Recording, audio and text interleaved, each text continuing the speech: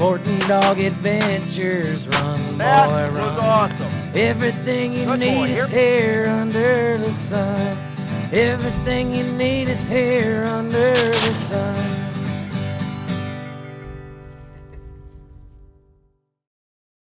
Welcome to Sporting Dog Adventures. Today, we're here in the kitchen for What's Cooking with Kate. Kate, what are we cooking today? We are making cheesy Mexican venison casserole. Wow, that's a mouthful, and I'm sure it will taste great once it's in my mouth. So, what is our first step? What are our ingredients? What do I need to do? Our ingredients are pretty much laid out here. The first thing we have done actually is we prepared the rice. I actually already made 4 cups of rice in my little steamer basket here. It's just white rice. You could use brown as well if you prefer. All right, so we got our rice. What do we do with that? We're gonna put it into this bowl. All right. It is pretty hot, yeah, because we just took it out of the steamer. I do about a 1-to-1 ratio rice to water in this particular steamer. This is minute rice. You can make regular rice on the stovetop, minute rice, or boil in the bag. Any one of them works just as well. If you like brown better, brown works too. Okay, that can go in the sink. We're done with that. Okay. The spoon We'll too, use or the no? spoon. Okay. We're gonna keep our spoon. All right, so now what do we do? We're gonna add a couple of other ingredients in here. We are going to have half a cup of refried beans. Okay, how much is a can? Is that 1 cup? Is it half a cup? It's approximately 2 cups in most of them, so you could probably just cut it in half and be just fine. Okay.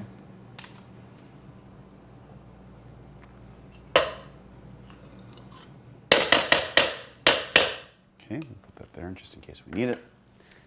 We're gonna put in a can of the diced tomatoes. So this is drained. It's 10 ounces. We just put that in. Yep, the whole thing goes right in. All right. Cool. That. We're gonna add a spoonful of the diced chilies, just for a little. Tablespoon or teaspoon? That's a tablespoon. All right, so tablespoon of chilies. Which you can skip if you really don't like it spicy. This recipe can be as spicy or not as spicy. Whew, that's some hot smelling stuff. That's spicy, yep. We're gonna add a little bit of salsa here. I'm gonna start to stir. How much is a little bit? We'll know in a second. Probably about 1 cup. Let me start dumping a little in. Sure. That's good. I would say that was probably about 1 cup. Yeah. You want it to have, you still want it to have texture. You don't want it to be overly watery. You don't want it to be overly tomato-like. It's not spaghetti.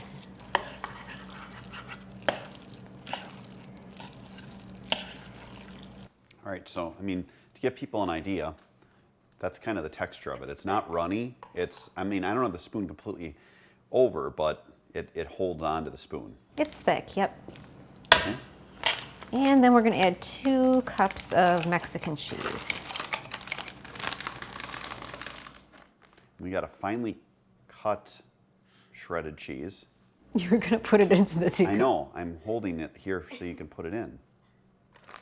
I thought you were gonna throw it in. No. Go ahead, throw a little more.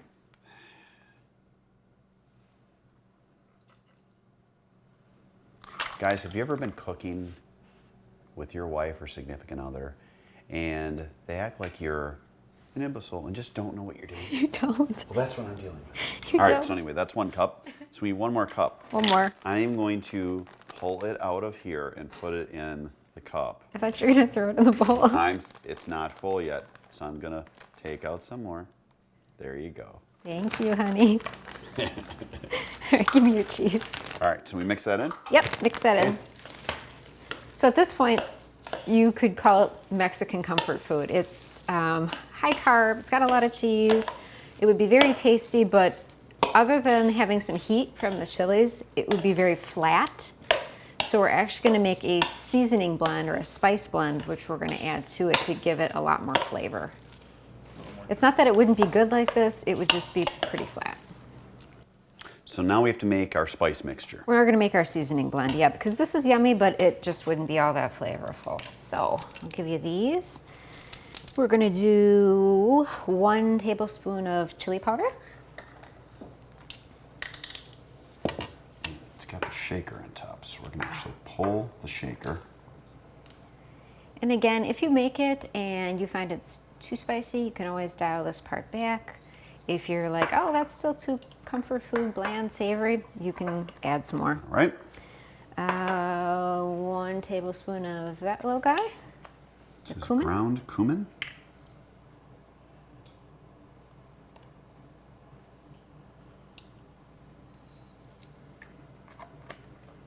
All right.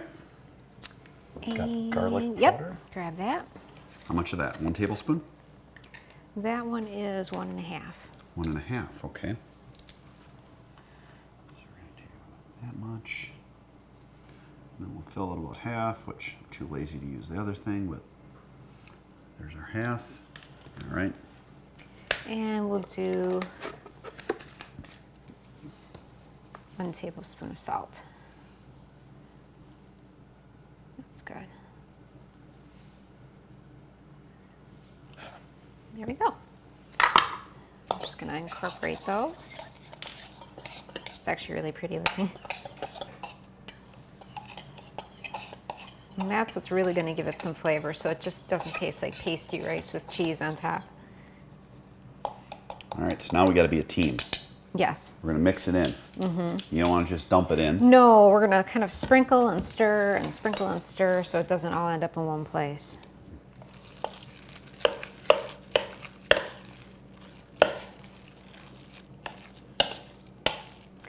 This makes about 3 tablespoons, 3.5 tablespoons, depending on the accuracy of your measuring, so you won't use all the seasoning in this bowl.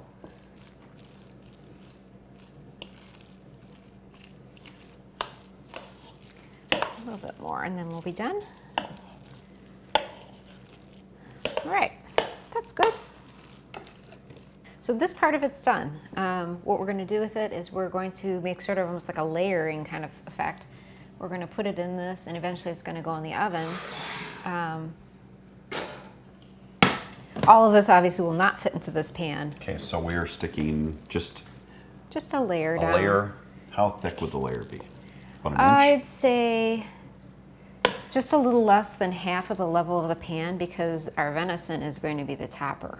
Okay. So we want to leave lots of room for our venison. And this isn't like any sort of fancy recipe where you need to seal the sides or anything like that. You can just throw it in. It's just going to be like a layered casserole. In the past, we've done shepherd's pie, and you almost seal that with You the had tape. to seal the edges, yep, or you'll end up with a mess. But this isn't like that. This you can have the kids help with this one. Or the husband. Or the husband. So that's plenty. We want to have enough room for our yummy venison. If you have extra, this stuff is great by itself. You can just reheat it and even make a meal out of it. All right. Now, Okay, we have to brown our venison. time for our venison. Yep. Sporting Dog Adventures is presented by the Kansas Department of Wildlife, Parks, and Tourism, Boucher Automotive, Fleet Farm, Heavy Shot, Mac Outdoors, Rite inertia-driven shotguns, and Soggy Acres Retrievers. Hey, welcome to Season 9 of Sporting Dog Adventures. Please like our videos, share them, and spread the word to all your friends. Now, Okay, we have to brown our venison. time for our venison. Yep. And this we're going to make just the exact same way we've made. And how much do we have here? That's a pound. All right.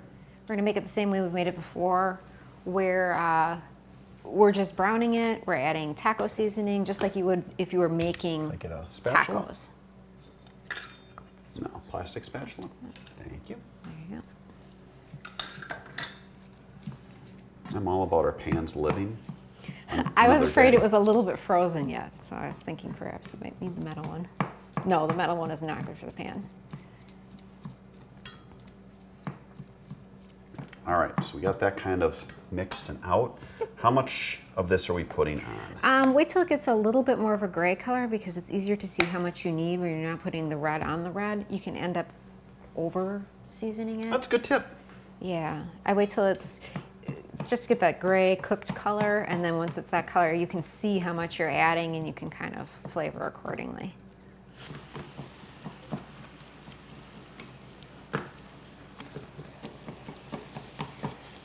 right, so it's kind of grayed up. Yep, that works. So we're just gonna start adding the taco seasoning.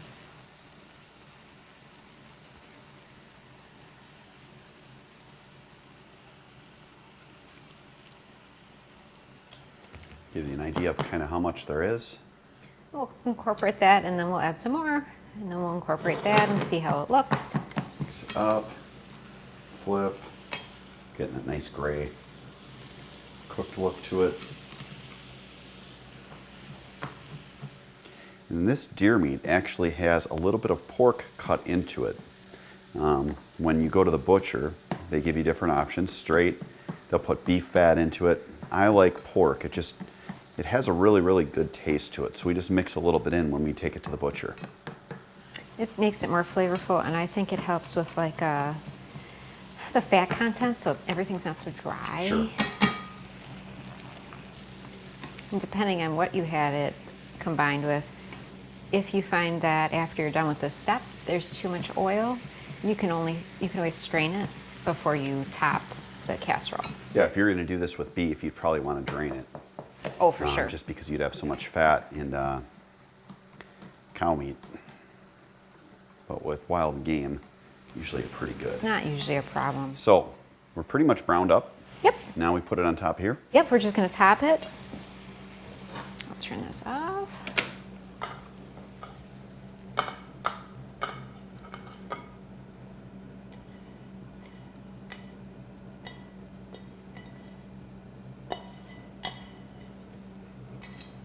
Okay. Spread it out a little bit. Even it out.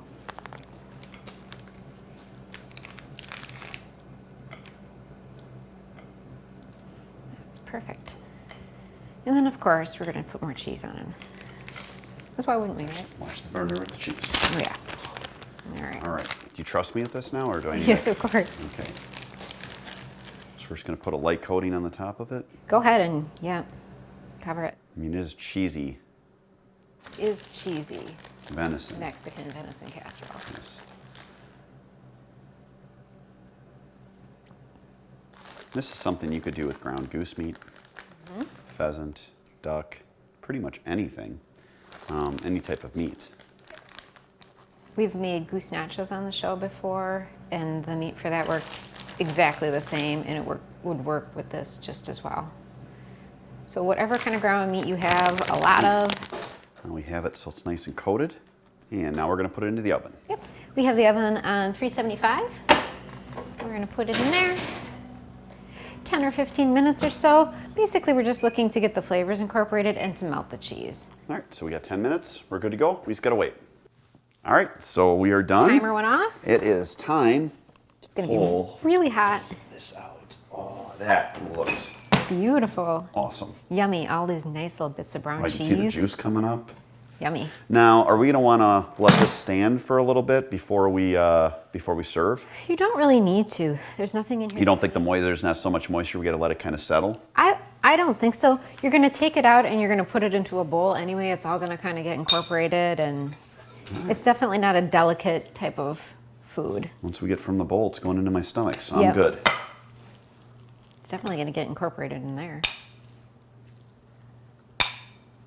You can top it with a little fresh cilantro if you want, or some diced green onions. I think it's kind of cool looking. I mean, when you cook stuff, you always want to kind of have it so it's not like all the same color in that, but it's kind of got a nice look to it. So, yeah, if you got people coming over, we got our cheesy deer Mex Casserole.